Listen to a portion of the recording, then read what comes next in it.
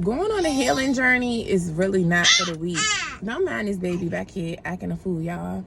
But going on a healing journey is really not for the weak because it forces you to really go within. Like, we don't even realize how we use everything around us to cope with unhealed traumas. And, you know, me being a person that's been overweight my whole life, and then, you know, being a big weed smoker, and when I was addicted to sex and stuff like that, all of those were coping mechanisms for unhealed traumas that I wasn't even aware that I was going through. So I feel so powerful now, knowing that I'm healing my relationship with food, knowing that food, I don't have to run to food for comfort. I don't have to go binge and eat a whole dang box of 20 Chewy bars just because I'm feeling upset or sad. Like, them feelings of unworthiness come over me, that spirit of rejection, and the all of those toxic feelings.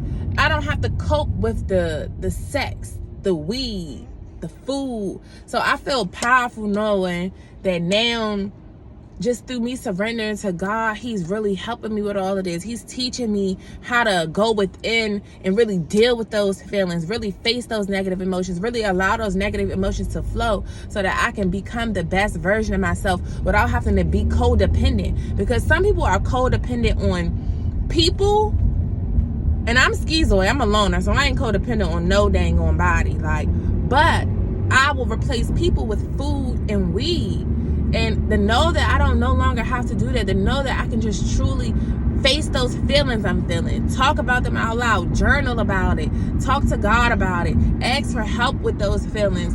It's so powerful. It's like, I really feel so powerful in this stage of my life because I'm doing everything that I thought I could never do. I'm battling things that I never thought I could do. I'm taking that shit head head honcho in this motherfucker. Like, I'm really doing this and it really feel good. And I just encourage everybody to really do the dirty work. Do the dirty work. Do that hard work. Don't cope with all of this BS that's making you internally, is really doing you damage, because these bad food habits that we have, you know, ultimately that's ruining our health. We wonder why we having skin issues, why we so lethargic, why our arm is off, why we getting all these illnesses. It's because we're taught to, like, just suppress those emotions and suppress those feelings, and in turn it's creating bad habits for us.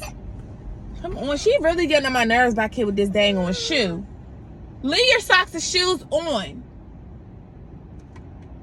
This baby, y'all, she's getting on my nerves. This is why she's going to go to daycare. She is not a baby that can stay home with me. No mama, nothing.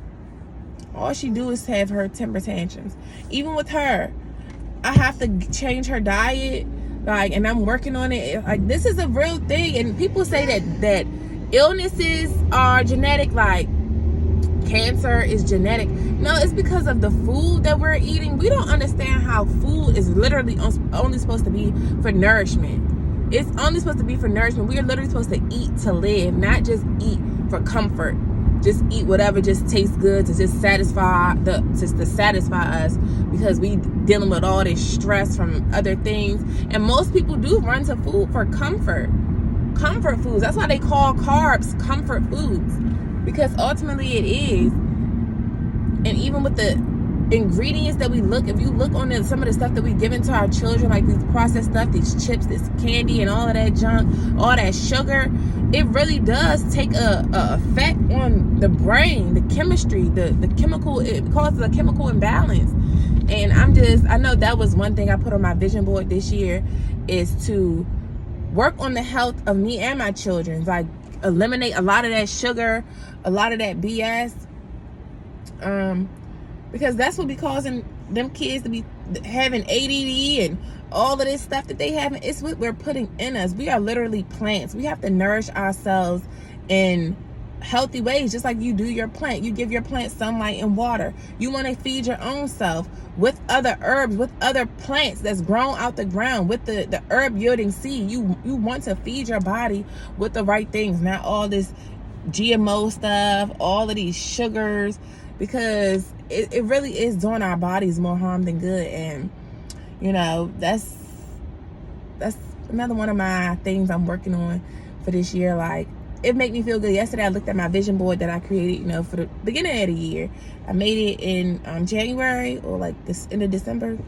And just to see that stuff is, when you put it down on paper, sometimes you don't always just think about it. Well, I didn't put it down on paper. I made an actual board. But when you write stuff down, it's like it naturally begins to manifest for you. Like it's the blueprint. It's the outline for you. And to see my board yesterday, because I hadn't looked at it in a while, and for me to see me really, this is the stuff, everything that I have wrote down on it, I'm slowly but surely working on all of those things. Like, I'm actually implementing it without intentionally trying to do it. So it's just interesting. I'm all just about bettering myself, and that's what I'm here to encourage other people to do, is to work on you inside out. Don't just focus on everything on the flesh that look good. Work on what's make you feel good. And with me doing this journey, like I told y'all, I've been doing some fasting and stuff.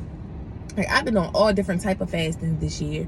Well, even since a little bit last year, but this year, like, really have been taking it more serious. And I even am starting to notice, based on what I put in my mouth, how I feel after I eat certain foods versus how I eat other foods. Like the other day, you know, I love yogurt and granola. I love granola. Like, oh, I love granola. And today is a feast day for me, so I get to eat today. So I'm going to have me some granola today. I ate so much yogurt and granola the other day. But, you know, my fruit and stuff, I had like a parfait bowl. But it used to be so good. But even still, I still felt good at the end of the day. I didn't feel so tired and lethargic because I'm eating a bunch of BS. But when I eat other stuff, if I eat like a bunch of bread, and I've came a long way because I've eliminated a lot of like pasta and so noodles. I don't really eat noodles. I don't eat a lot of pasta and stuff. I don't eat a lot of rice, but bread was still something that I indulge in. But now I don't even buy the whole wheat bread. The whole wheat bread, who's it by? Dave's. I don't even eat that bread. I'll just do the unleavened bread, which is like your tortillas, the whole wheat low carb tortillas. If I do indulge in some type of bread, I'll just have that. Like, y'all don't understand. For me, and those who know, I grew up. I mean, I'm gonna post, like, eventually I'll be posting like pictures and stuff of how I was as a young girl, you know, to now, just my constant battle with my weight and everything. It's been a journey, so I'm really proud of myself that I'm really becoming disciplined. Like, everything is literally about discipline and consistency, because you're not going to always be motivated. Sometimes I want to just give in. Last night, my daughter had, I made her an ice cream cone, you know, with the sprinkles and stuff. And part of me, I was getting hungry because my body is getting used to a certain eat schedule. Like, we control our bodies. We tell our bodies what to do. Like, this is why the power of the mind is not a joke, because this tells everything else what to do. It tells everything else what to do. So your body becomes accustomed to a certain regimen. It becomes accustomed to it. So my body is now understanding that, okay, we don't eat so frequently. It understands that it understands the cycle of which I eat. So normally I don't get hungry until like around 5 or 6, because I had been doing OMAD for a couple weeks before I went into the ADF, the alternate day fasting. So because I was doing OMAD, my body had got used to just only eating typically around 5, 6 o'clock, and then that'd be my only meal until the next day around 5 or 6 o'clock. So it becomes accustomed, so I don't even be hungry. Like, so last night I had started to get, I was getting a little hungry. I was getting hangry. I realized too, like, when you really get in tune with yourself, you really feel, I realized yesterday I started to get irritated with the kids, just because I was feeling tired, and then I was starting to feel hungry. So I was hangry. So I was like, let's just get y'all to bed. Let's go get y'all in the bath, and let's get y'all to bed. Let's all just go to bed, so I don't even be tricked out my spot by the enemy by going to indulge in some stuff that I know I shouldn't when the day is almost over. Like, just go to sleep so you can get through it, so you don't go eat something when this is supposed to be a fast day. Like, it's really about just a challenge. I'm really challenging myself on so many levels, and it feels so good and so empowering. Like, I feel like I'm on top of the world. The fact that I can do all these things that I never thought I could do. I remember it was when I was preparing for, when I was trying to do Ramadan. I didn't end up doing Ramadan because I fell off and everything. But before then, I was like, I want to practice for Ramadan so that I could take it serious. And hold on, y'all. Drop my baby off at school. But I remember that I was preparing for it, and I was like, I was barely even making it to 6 o'clock. I felt like I was dying to make it to 6 o'clock to eat. Now it's nothing to make it to then. I literally don't even be hungry. Like, today it's 8 o'clock a.m. right now, a little bit before 8, and I'm not hungry yet. Like, and this, I'm realizing since I've been doing the ADF challenge for the month of May, on my feast days I don't even really get hungry until around 3, 4, 5 o'clock.